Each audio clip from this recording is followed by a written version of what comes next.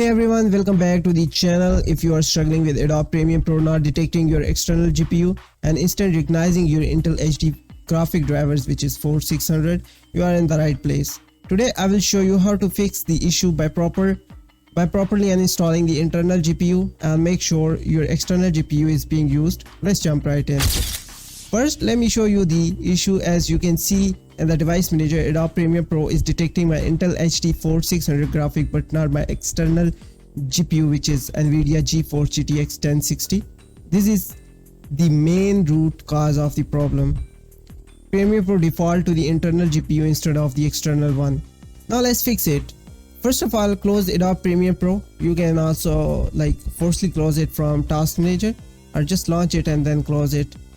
After closing it, simply you need to go to the device manager, locate the Intel HD graphic drivers for whatever the internal graphic drivers you have in the display adapter. Right click on it and choose uninstall. Make sure to select the option to delete the driver software so it removed completely.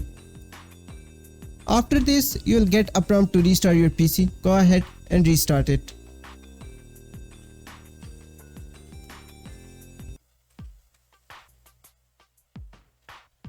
Once your PC restarts, if you notice that Premiere Pro is launching slower than usual, make sure it's installed on an SSD for faster load times.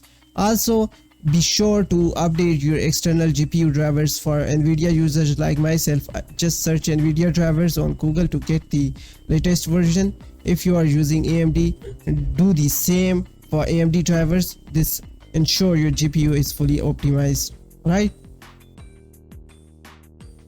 Overall, the method is same: the product, the operating system, and download type.